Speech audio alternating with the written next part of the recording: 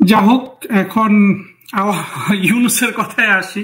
ইউনূস সম্পর্কে আজকে একটা বিষয় দিতে হয়, ফেসবুকে দিলাম যে ইউনূসের কাছে বাংলাদেশের উন্নতি চাওয়া আর শিয়ালের কাছে আপনি যে মুরগি বর্গা দিলেন তার খোঁজ খবর নিয়ে আসলে একই ঘটনা।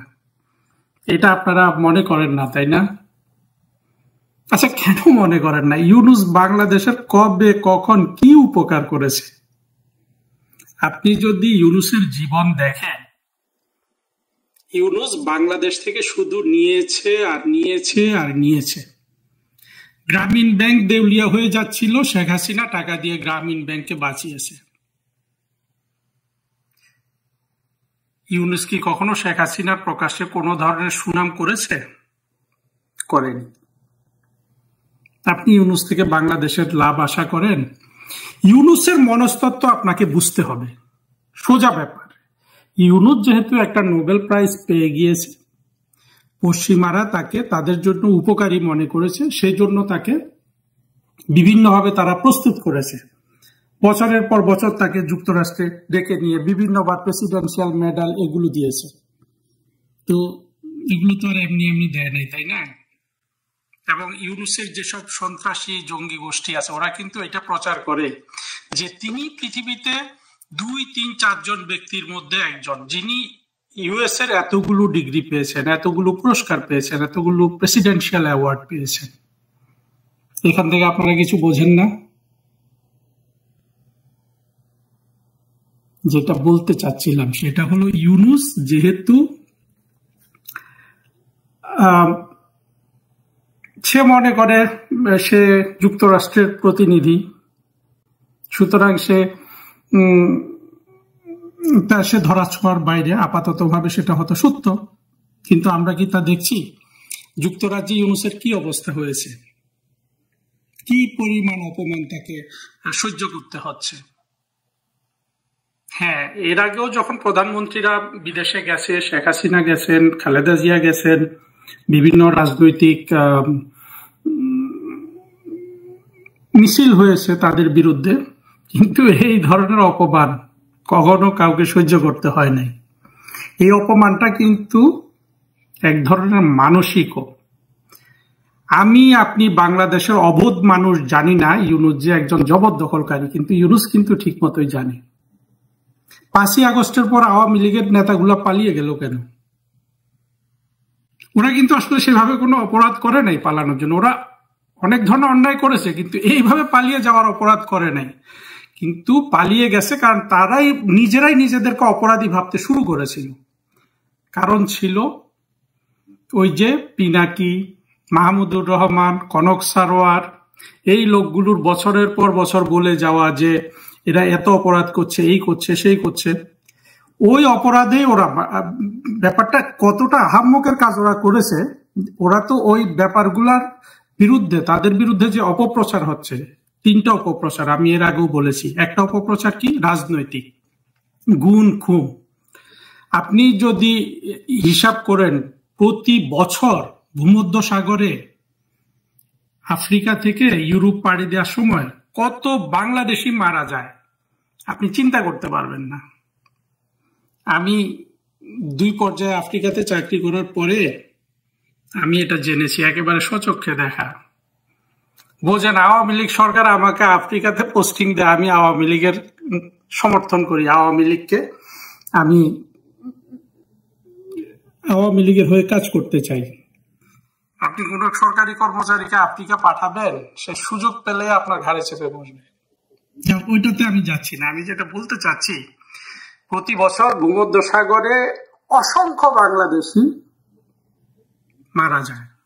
আপনি এদের 400-500-কে গুম হিসাবে দেখিয়ে দিতে পারেন। আওয়ামী লীগের সময় এটা হয়েছে, কিন্তু আওয়ামী লীগ এটা ভালো করে তুলে ধরতে পারেনি। একমাত্র মোমেন সাহেব পররাষ্ট্রমন্ত্রী 2-1 বার বলার চেষ্টা করেছে। যাই হোক, আমি আওয়ামী লীগের আমলে কোনো মানবাধিকার লঙ্ঘনের ঘটনাকে আমি ডিফেন্ড করব না। কোনো ধরনের মানবাধিকার লঙ্ঘন করা ছাড়া সরকার চালানো যায়, এই নীতি আমি বিশ্বাস করি। কিন্তু আওয়ামী লীগ হয়তো একটা খারাপ কাজ করেছে, একটা গুম হয়েছে, তারা এটাকে 500, 600, 1000 বলে দিয়েছে। আওয়ামী লীগ কিচ্ছু করে নাই। আওয়ামী লীগের লোকগুলোর মাথায় যে কি ছিল আমি তো দেখেছি মন্ত্রীগুলোকে। যাই হোক, এগুলো আর বলি না, দুঃখের কথা। কিন্তু আওয়ামী লীগ সে ব্যবস্থা নেয় না। আওয়ামী লীগ একটা বড় বাজেট করেছে, প্রধানমন্ত্রী শেখ হাসিনা, তারপরে অর্থমন্ত্রী আবুল মাল আব্দুল মুহিত। আজকে বাংলাদেশের অর্থনীতি যে এত বড় হয়েছে এটা একমাত্র আবুল মাল আব্দুল মুহিতের অবদান, কারণ উনি বড় বাজেট করা শিখিয়েছেন বাংলাদেশকে। বাংলাদেশে এর আগের আরেকজন সাকসেসফুল মন্ত্রী ছিলেন, অর্থমন্ত্রী, ওনার নাম ছিল সাইফুর রহমান, বিএনপির। উনিও খুব নামী ব্যক্তি, ওনার অনেক সুনাম আছে। কিন্তু আবুল মাল আব্দুল মুহিত আর ওনার যে সাইফুর রহমান, এই দুইজনের মধ্যে পার্থক্য ছিল, একজন ক্ষুদ্র বাজেটের প্রতি বিশ্বাসী ছিলেন, একজন বড় বাজেটের প্রতি বিশ্বাসী ছিলেন। ক্ষুদ্র বাজেটের প্রতি বিশ্বাসী থাকাতে ওই সময় বাংলাদেশের অর্থনীতিটা সংকুচিত ছিল। আর আবুল মাল আব্দুল মুহিত সাহেব বড় বাজেট করে অর্থনীতি, বড় বাজেট তো করলেই হয় না, এ সংক্রান্ত অনেক ধরনের কাজ করতে হয়, সেগুলো প্রধানমন্ত্রী শেখ হাসিনা সরকার করেছিল। উনি বড় বাজেট করেছেন, রাষ্ট্রের উন্নতি করেছেন। আর দেবপ্রিয়র মতো বদমাস লোকগুলো কি করেছে, বলেছে যে এই টাকাটা সব বিদেশে পাচার হয়ে গেছে।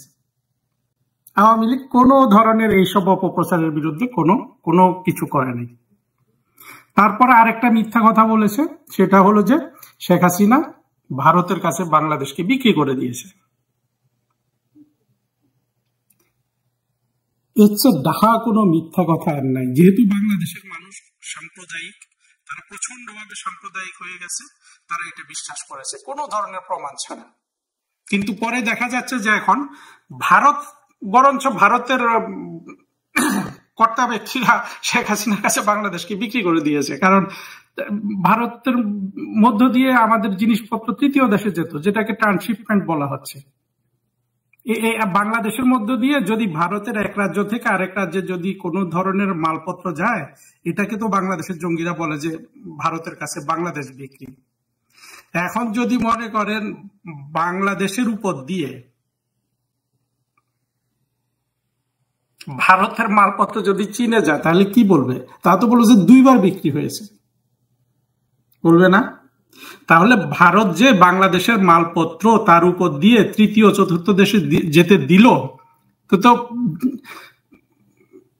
ভারতের প্রধানমন্ত্রী নরেন্দ্র মোদী শেখ হাসিনার কাছে ভারতকে 2 বার বিক্রি করে রেখেছে, তাই না?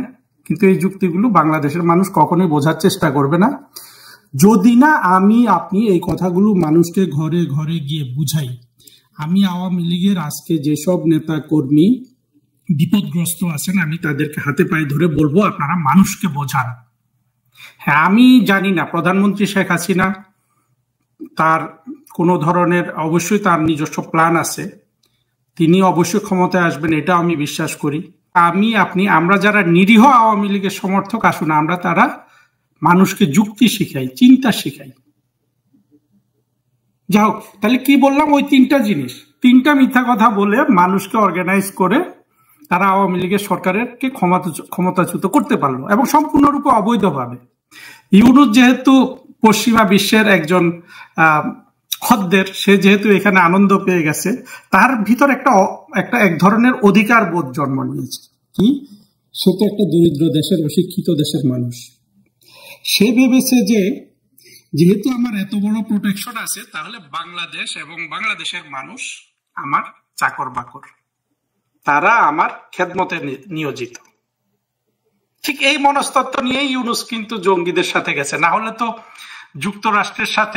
যুক্তরাষ্ট্রের কোনো বন্ধুর জঙ্গিদের সাথে যাওয়ার কথা না। অনেকে অবশ্য বলেন যে যুক্তরাষ্ট্রের সরকার, পশ্চিমারা জঙ্গিবাদ তৈরি করেছে, সেসব দিকে আমি যাচ্ছি না, আমি এগুলো সবই জানি। আমি আপনাদের এসব ব্যাপারে আপনারা যা জানেন তার চেয়ে কোনো কিছু কম জানি না।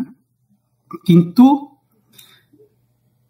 মোটা দাগে হলো পশ্চিমের রাষ্ট্রগুলোর যে জনগণ, তারা মুসলমানদের এই জঙ্গিবাদকে পছন্দ করে না।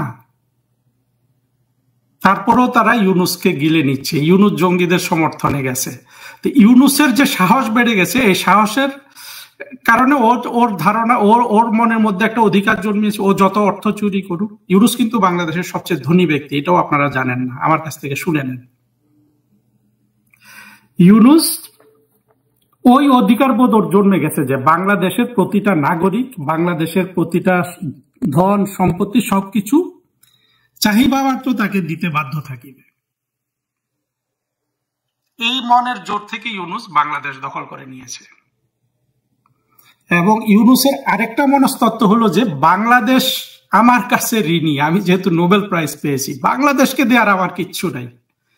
আপনারা যদি কেউ দেখেন ইউনূস বাংলাদেশকে কখনো কিছু দিয়েছে, সেটা আমার এখানে ভিডিওতে কমেন্ট করবেন, আমার ফেসবুকে জানাবেন। না, আপনি ভুল বলেছেন, ইউনূস তো এটা করেছে। ইউনূস কিচ্ছু করেনি। ইউনূস গ্রামীণ ব্যাংক চালিয়েছে। গ্রামীণ ব্যাংক ছিল তার তার তার উপরে ওঠার সিঁড়ি, সে সেটাকে ব্যবহার করেছে। এবং শেখ হাসিনা এবং আরো কোন সরকার হতে পারে, আমি শেখ হাসিনার কথা জানি, গ্রামীণ ব্যাংকে কিন্তু দেউলিয়া হওয়া থেকে বাঁচিয়েছে। যদি দেউলিয়া হওয়া থেকে না বাঁচায়, ইউনূস কিন্তু শেষ হয়ে যেত। যে ইউনূস মনে করে বাংলাদেশ তার পকেটের জিনিস, সে সেটাকে সেভাবেই ব্যবহার করছে। সেই ইউনূসের কাছে এখন আপনারা প্রশ্ন করেন যে ইউনূসের লন্ডন সফর থেকে আমি কি পাচ্ছি, ইউনূসের জাপান সফর থেকে বাংলাদেশ কি পাচ্ছে? আরে ভাই, ইউনূস তো জাপান সফর আর লন্ডন সফর সে বাংলাদেশকে দেওয়ার জন্য করছে না, প্রশ্নটাই তো আসে না। সে তো বাংলাদেশ থেকে নেয়ার জন্য করছে। এবং ইউনূসের যে জিনিসটা, ইউনূসের পর্যায়ে একটা মানুষ যখন হয়, এইরকম হতে হলে যে জিনিসটা প্রথমেই থাকতে হয় সেটা হলো লজ্জা। ইউনূসের কিন্তু কোনো ধরনের লজ্জা শরম এগুলো কিন্তু নিয়ে এসে বড় হয়নি। লজ্জা শরম থাকলে কি একটা মানুষ ক্ষমতায় এসেই নিজের 666 কোটি টাকার সাথে সাথে সে ওই ট্যাক্সটা সে মাফ করিয়ে নেয়, যেটাতে তার জেল হয়ে যাওয়ার কথা? নেয় না। এত বড় নির্লজ্জ মানুষ পৃথিবীতে নাই। বাংলাদেশের কোনো শাসকই ছিল না। তারপরে ইউনূস দেখেন, ইউনূস নিজেকে কতটা ক্ষমতাধর মনে করে, কতটা সে বেহায়া, এবং সে কিন্তু কোনো কিছু পাত্তা দেয় না। আমি কিছুদিন আগে ফেসবুকে লিখলাম, লামিয়া নামে একটা মেয়েকে নিয়ে এসে ঘরে শুধু আনন্দ করছি। আমরা এরশাদ সম্পর্কে কত কিছু বলি না, ইউনূস তো প্রকাশ্যে করছে। বাংলাদেশের মানুষ কিছু বলছে না। কারণ কেন বলবে? বাংলাদেশের মানুষ কাজী ইব্রাহিমকে ভালোবাসে। কাজী ইব্রাহিম বলে দিয়েছে ইউনূস হলো নবী। কাজী ইব্রাহিম এখন পেঁচাচ্ছে, কিন্তু সত্যিকার অর্থে সে তো নবী ঘোষণা করে দিয়েছে। আমাকে কালকে একজন লিখে পাঠিয়েছে, এটা যদি একই কথা যদি সৌদি আরবে কাজী ইব্রাহিম বলতো, ওর কিন্তু গলা যেত, না হলে দৌড় খেত, দুইটার একটা হতো। তো বাংলাদেশের মানুষ এতটা ধর্মান্ধ, ধর্মের নামে কেউ কিছু বললে আর এরা মনে করে যে না, এর সাথে যাওয়া যাবে না, একে বিশ্বাস করতে হবে। তো মূল কথা হলো এটা, ইউনূস কখনোই বাংলাদেশের উপকার করতে ওইখানে যায় নাই। ইউনূসের এখন কয়েকটা চেষ্টা থাকবে। একটা চেষ্টা হবে, ইউনূস যেহেতু জানে যে সে এমন একটা অপরাধ করে ফেলেছে, সে এবং তার জঙ্গিরা, সে অপরাধ হলো বাংলাদেশকে যেহেতু সে ধ্বংস করেছে, একটা সাংবিধানিক সরকারকে সে ক্ষমতাচ্যুত করেছে এবং সংবিধান লঙ্ঘন করেছে, তার অপরাধ হলো মৃত্যুদণ্ড। এবং এই অপরাধ তাকে কিন্তু তাড়া করবে আজীবন। একমাত্র ক্ষমতায় থাকাই হলো তার জন্য সবচেয়ে সেফ। সে এই ক্ষমতা দীর্ঘায়িত করার চেষ্টা করবে। লন্ডনে সে হয়তো তারেক জিয়ার সাথে বসবাস করে মিটিং করে একটা সেফ এক্সিট চাইবে। এর বাইরে কিন্তু আর কিছু নাই। বাকিটা হলো খানা পিনা আনন্দ করা বাংলাদেশের টাকায়। আর আপনারা আনন্দে সে টাকা তো দিচ্ছেন, কারণ দিচ্ছেন আপনারা খুব ইউনূসকেও ভালোবাসেন। আমরা এমন একটা জাতি, ইউনূসের মতো বড় কেউ কিছু একটা করে ফেললে আমরা নিজেরাও মনে মনে ধরে নেই যে না, ইউনূসের এখন অধিকার হয়ে গেছে আমার এই দেশটাকে লুটে পুটে খাওয়ার জন্য। সেটাই তো দিচ্ছেন। নাহলে 5ই আগস্ট আপনারা ইউনূসকে কেন বসালেন? বাংলাদেশের মানুষের এটা দেখার দরকার ছিল, একটা দেশপ্রেমিক প্রধানমন্ত্রী যার বলিষ্ঠ নেতৃত্ব ছিল, যার দলের লোকজন, মন্ত্রী, এত অযোগ্য লোকজনের উপর বসেও দেশ শাসন করা, দেশের উন্নতি করা, মানুষের ভাগ্যের পরিবর্তন করা, এগুলো করার যা সামর্থ্য ছিল, সেরকম একটা প্রধানমন্ত্রীকে আপনারা ক্ষমতাচ্যুত করে কাকে বসালেন? সারা জীবন বাটপারি করা একটা লোককে। তা আপনাদের এখন এটা দেখতে হবে, ইউনূস এখন লন্ডনে ওই প্রথম দিন দেখলাম কি করছে, সে বিভিন্ন বিমানের বিভিন্ন এয়ারলাইন্সের কিছু কর্মকর্তার সাথে বৈঠক করছে, ওগুলো আবার সে দিয়ে দিচ্ছে, করছে। আবার আজকে দেখে খুব মজা পেলাম, তার যে বাটপার কিছু লোকজন আছে, শফিক টফিক, এরা ভালোই ধাওয়া খাচ্ছে। কিন্তু এই লোকগুলো একটা জিনিস এখনো কেন ওদের মাথায় ঢুকে না, যারা বঙ্গবন্ধুর বাড়ি জ্বালিয়ে দেয়, ভেঙে ফেলে, এদেরকে তো শত শত বছর মৃত্যু তাড়া করবে, শত শত বছর, 1 বছর 2 বছর 10 বছর 20 বছর নয়। এই অপরাধ কিন্তু ইতিহাসের সাথে অপরাধ করে। হ্যাঁ, এখন ইউনূস যেহেতু বাংলাদেশকে বিভিন্নভাবে ক্ষতিগ্রস্ত করছে, হতে পারে বাংলাদেশের ভৌগোলিক অখণ্ডতাও থাকবে না, কিন্তু যতটুকুই থাকে সেইখানে ইউনূসের কোনো লোক ভবিষ্যতে শান্তিতে আর বসবাস করতে পারবে না। পারতো, ওরা যদি বাংলাদেশের ইতিহাস যেভাবে রিসেট বাটন বলেছিল, সেই রিসেট বাটন যদি ওরা সাকসেসফুল করে ফেলতে পারতো, আওয়ামী লীগের সব সমর্থককে মেরে ফেলতে পারতো। 4-5 কোটি মানুষ তো মেরে ফেলা যায় না, তাই না? তারা চেষ্টা তো করেছে, রাস্তাঘাটে অনেককে মেরেছে। কিভাবে তারা? পুলিশ মেরেছে। এখন যেহেতু ওরা ব্যর্থ হয়ে গেছে, ওদেরকে কিন্তু অপরাধের শাস্তি তাড়া করবে। আপনারা মনে সাহস রাখুন। আর দয়া করে ইউনূস লন্ডনে গিয়ে কি করলো, বাংলাদেশ কি পেল, জাপানে গিয়ে কি করলো, বাংলাদেশ কি পেল, এই প্রশ্নগুলো করবেন না, কারণ ও তো বাংলাদেশকে দেওয়ার জন্য সে বিভিন্ন দেশে যাচ্ছে না। সেই সফরগুলো প্রাইভেটলিও করতে পারতো। প্রাইভেটলি করলে বাংলাদেশের একটা সুবিধা ছিল, যারা অর্গানাইজ করছে তারা তাকে বিমানের পয়সা দিয়ে নিয়ে যেত। এখন সে যেহেতু বাংলাদেশের সরকারের বসে আছে, এখন সে লজ্জায় নিজের পয়সা দিয়ে যাচ্ছে, অর্থাৎ বাংলাদেশের টাকা খরচ হচ্ছে, আপনার ট্যাক্সের টাকা খরচ হচ্ছে, বা যে টাকা আপনার অধিকার সেটা ইউনূস নিজে খরচ করছে। কিন্তু ইউনূসের জন্য এটা খুবই স্বাভাবিক।